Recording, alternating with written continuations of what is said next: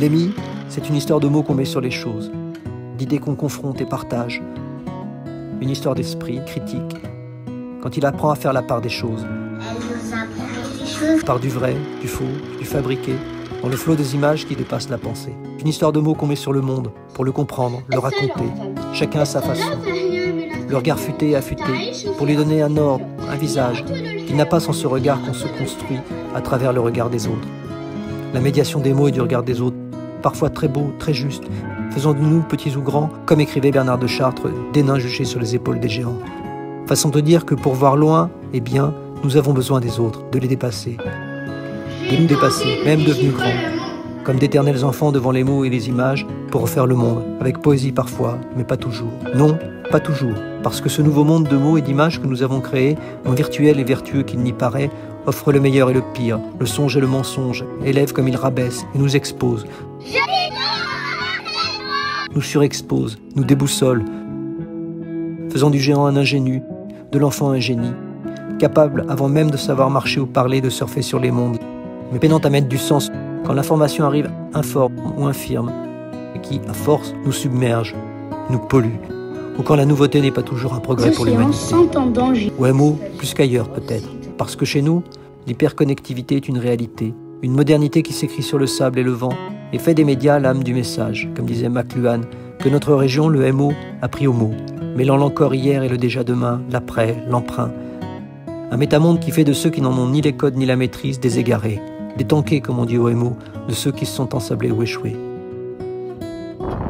C'est l'effet Dubaï, la tentation d'exposition universelle, qui met nos écoles au prisme d'un jeu de miroir qui ne trouve grâce qu'au prix d'un travail sur soi et sur la place de l'éducation aux médias.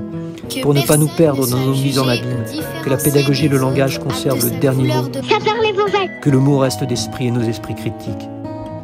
Un travail sur soi qui fait de l'EMI l'occasion de cette éducation à la conscience. Pour que le média ne soit pas le message, que nos images gardent une idée derrière la fête. Plus d'égalité dans le monde. L'occasion d'une montée en compétences médiatiques qui nous oblige, pour que l'EMI ne soit pas qu'un moment de communication institutionnelle, mais un enseignement. Sinon on se tromperait. De chemin et de mission est sur ce qu'est l'EMI. Une éducation au et par les médias, mais pas pour eux. Une déontologie qui se décline en 5 piliers ou 5 règles. La première règle est la matrice des autres. Ne rien produire en EMI qui ne soit compris et construit par les élèves eux-mêmes. Comme la radio, les enfants, avec l'initiative et l'autonomie. Car quoi qu'on produise ou fasse produire en EMI, ce ne peut être que de l'éducation, jamais de la communication. Décalé, pas moi. La deuxième règle est la règle des pairs. L'occasion de se souvenir que l'autre en éducation, c'est d'abord un élève qui aide, parle, écoute, conseille, ressource. C'est la chance de nos écoles de tous les bouts du monde, notre apanage, notre panache, notre différence, notre capacité à différencier que d'accueillir et de pouvoir mêler des élèves de tous âges, de la maternelle au lycée. La possibilité d'une griffe, d'une signature, d'une autre médiation dans un monde qui sépare et préfère communiquer à distance. La possibilité d'une excellence par tous dans l'excellence pour tous. De remettre du sens, de sortir de sa bulle. La possibilité d'une liberté. Pour toi, qu'est-ce que c'est? Comme une ode à la vie, à l'autrement et à l'autrui. Pouvoir vivre. Une revanche sur la peur, la maladie et Pouvoir vivre? Vivre. La troisième règle, c'est celle du fair play, du faire plaisir. L'occasion, comme à toute pédagogie de projet, de redécouvrir le plaisir du jeu, où chacun peut entrer ou sortir en liberté. Une éducation à la liberté et au plaisir qui ne s'enseigne pas, mais qui s'imprègne par le jeu. Parce qu'en EMI, plus qu'ailleurs, le produit, c'est l'enfant. L'enfant qui crée, s'amuse, apprend en s'amusant. Pour le plaisir de partager, avec créativité, humilité et gratuité.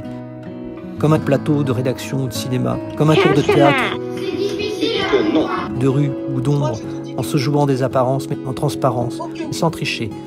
Car tricher n'est pas jouer, chacun le sait. La quatrième règle, c'est l'action. La pensée mise en action qui prend corps et se donne de la voix et met en aventure de l'autre d'abord, de l'intelligence avec l'autre, en passant de l'autre côté du miroir, derrière les mots, les micros, les caméras, en apprenant à raconter pour regarder, dire pour lire, sous tous les angles, sur tous les modes, en visitant tous les langages, en découvrant toutes les ficelles, l'art de glisser d'un monde à l'autre contre les lois de la gravité et de l'ennui, pour garder le rêve du côté de l'enfance et de l'humanité, apprendre à lire entre les lignes du monde, avec révolte ou avec théâtralité.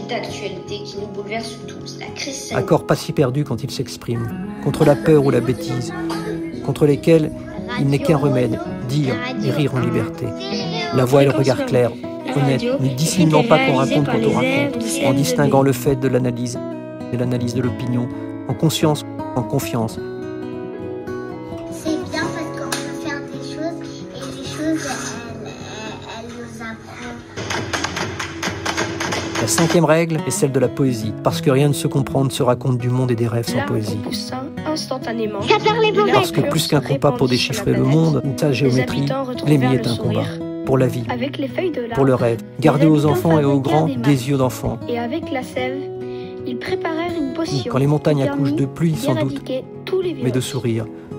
Que le beau dit le vrai, dit le bien, en liberté. Merci de nous avoir écoutés. Pour moi, la liberté, c'est quand tu as le droit de faire ce que tu veux. Les oreilles sont bien plus d'argent que les autres. Tout ce que l'esprit et l'élégance élèvent contre le bas qui blesse, le raccourci, c'est de l'émis. Un livre et lire. Quand les livres délivrent, ils font leur cinéma pour offrir à chacun contre la nuit un habit de mille et une lumières. On l'aura compris, pour nous les écoles du MO qui aimons jouir avec les mots, l'émis n'est pas qu'un mot, mais un joli moment, un infini de jolis moments en partage.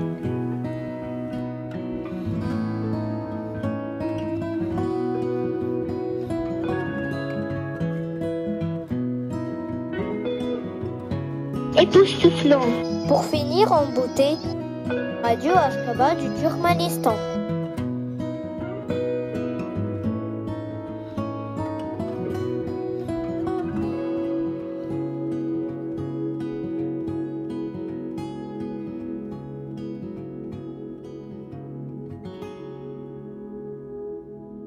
D'abord, nous avons écrit le scénario de notre film. Nous avons fabriqué les décors et les accessoires. Nous avons pris les photos et bougé les personnages. Pour finir, nous avons monté le film.